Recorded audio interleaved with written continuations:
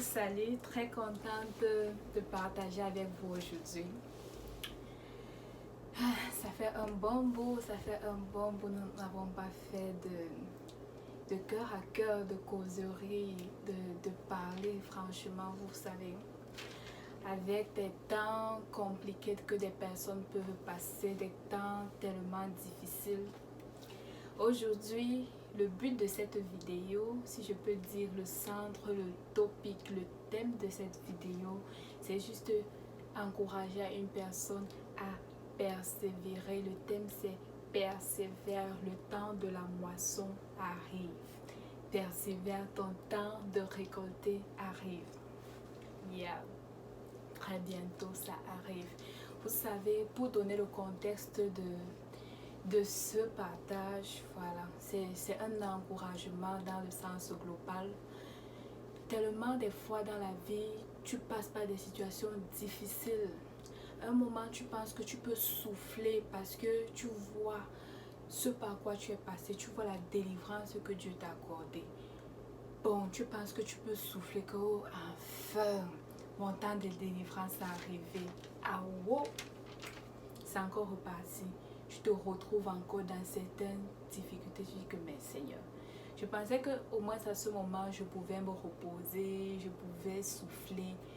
Tu as encore frappé fort. Donc c'est beaucoup de personnes peuvent se retrouver dans ce que je dis là. Bref, c'est pour dire que souvent c'est comme si ce sont des suites, des cycles de situations difficiles. Vous voyez un peu ce que je veux par là dire. Mais une chose est sûre, c'est que Dieu est là et continue de persévérer, sois fidèle, ton temps de moisson arrive. Je m'explique maintenant. Il est très important que dans ces situations difficiles qu'on peut avoir à traverser, de rester connecté à Dieu, de continuer d'être dans sa volonté. C'est vrai que ce n'est pas facile parce que ça peut arriver des fois, on dit vraiment, trop c'est trop. Depuis que j'ai été fidèle, Seigneur, j'ai prié, j'ai fait ce que j'avais à faire, comment ça continue. Ok, prière même là, moi je ne suis plus là.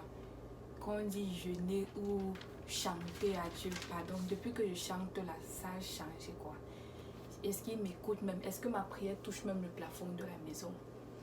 Mais ce que je vais te conseiller, c'est continue d'être fidèle, continue d'être dans la volonté de Dieu parce que Dieu agit des façons dont on ne connaît pas, des façons dont on ne voit pas forcément. Vous savez, il y a des domaines peut-être on voit le palpable. Vous voyez par exemple quand tu étudies, tu vois, tu pars composer, tu vois des bons résultats, tu dis que oui, là tu vois la manifestation directe. Vous voyez un peu ce que veut dire la manifestation directe de la main de Dieu. Mais il y a encore d'autres domaines, souvent des domaines sombres dans ta vie là où tu as beau prier, tu as beau faire tout, c'est comme si là-bas Dieu ne t'écoute pas. Je veux juste te dire que c'est le même Dieu dans tous ces domaines, que ce soit dans le domaine de ta santé, dans le domaine de l'école, dans le domaine de la famille, domaine du mariage, tout domaine des finances, c'est le même Dieu, ok? Donc, le Dieu qui te donne la santé, c'est le même Dieu qui pourvoit tes besoins. Et si tu ne vois pas encore, sache qu'il te réserve plus grand que ce que tu penses.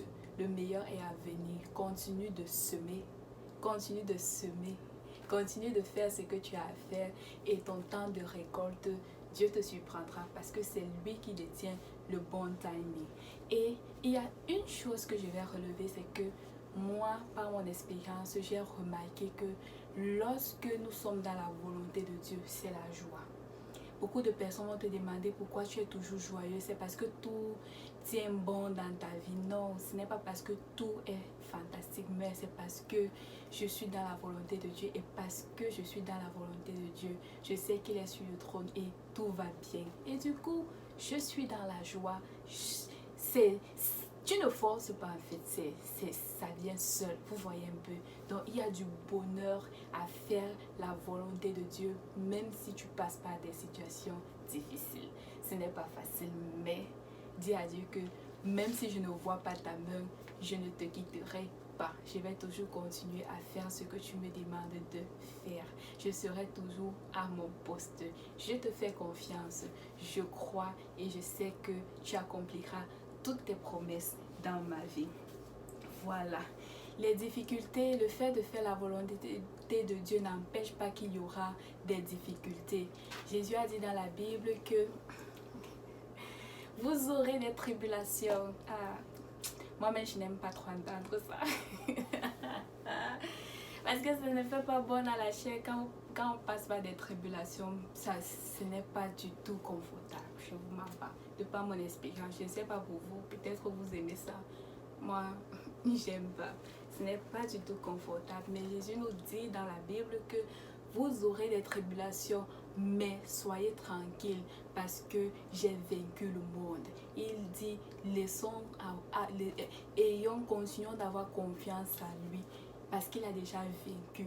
Tout ce qu'il veut pour nous, c'est d'avoir la foi dans ces moments, de garder la foi parce que c'est par notre foi que nous triomphons de ces situations. C'est par notre foi que nous déplaçons les montagnes. C'est par notre foi que nous croyons que Jésus est capable d'amener en existence ce qui n'existait pas pour nous faire sortir des situations carrément désespérées dans le côté naturel.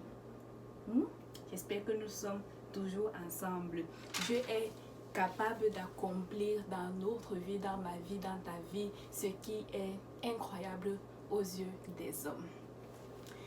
C'est aussi important dans ces moments difficiles, ajouter à la foi de proclamer justement des paroles de foi, des paroles qui vont avec la foi, des paroles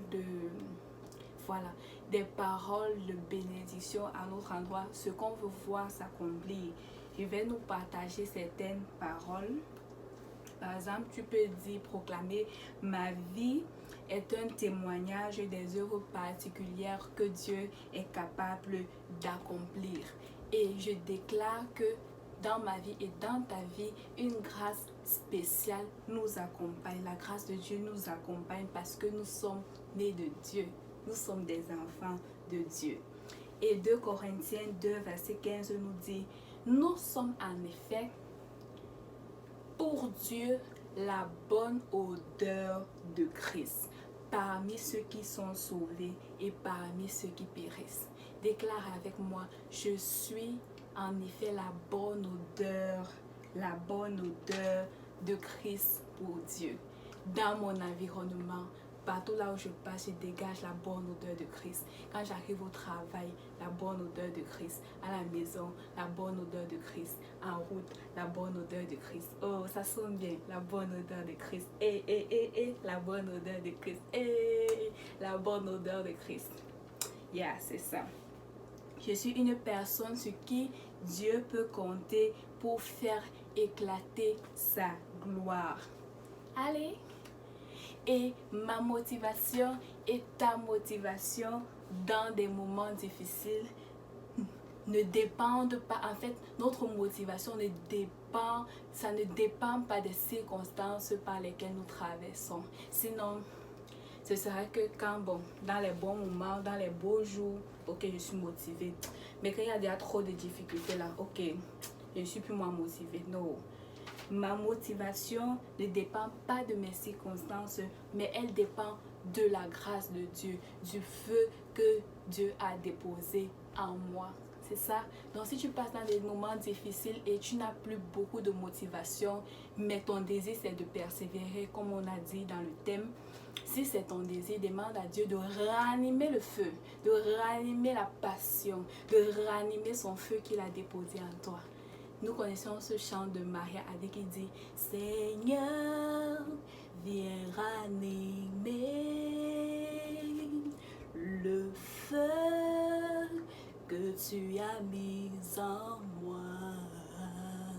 Toi seul peux m'éclairer.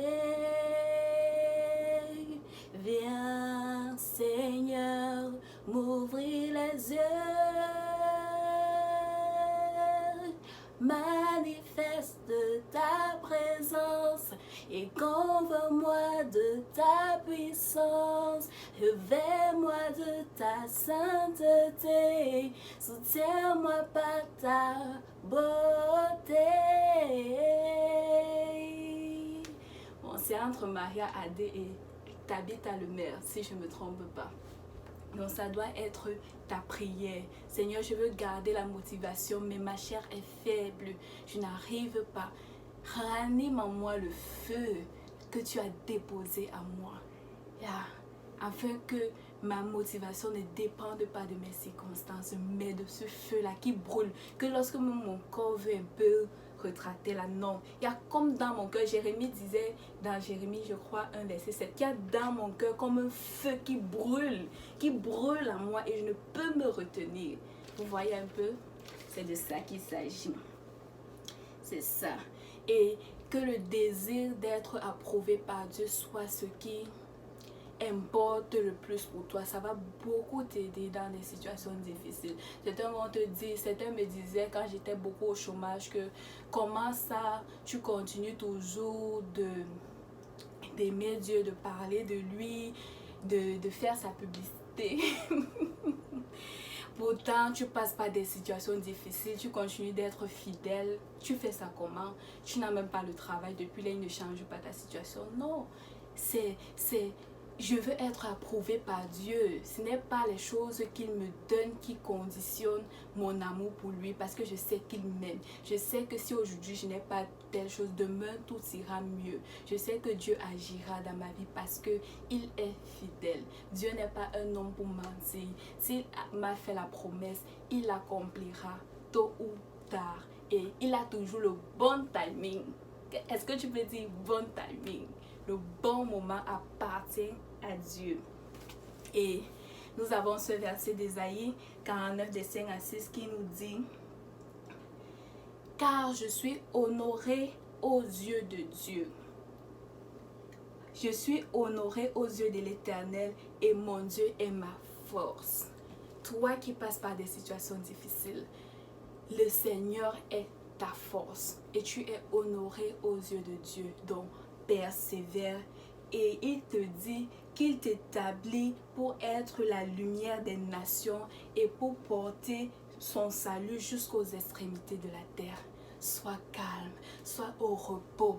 J'aime ce cantique qu'il dit: quel repos, quel repos, quel repos, quel repos, quel repos, quel céleste repos,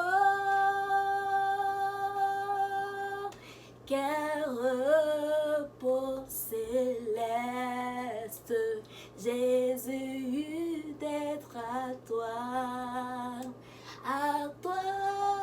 pour la mort et la vie, dans les jours mauvais, de chanter avec foi, tout est bien, ma paix est infinie. Aïe, la paix est infinie dans les jours mauvais, parce que la paix de Dieu repose en moi.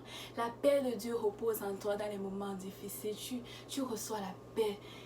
Quand tu es dans les moments difficiles et que tu veux persévérer, dis à Dieu: Seigneur, donne-moi ta paix. Ta paix qui surpasse toute intelligence. Ta paix qui... La paix de Dieu ne s'explique pas. Tu es au repos. Tu es tranquille. C'est ça.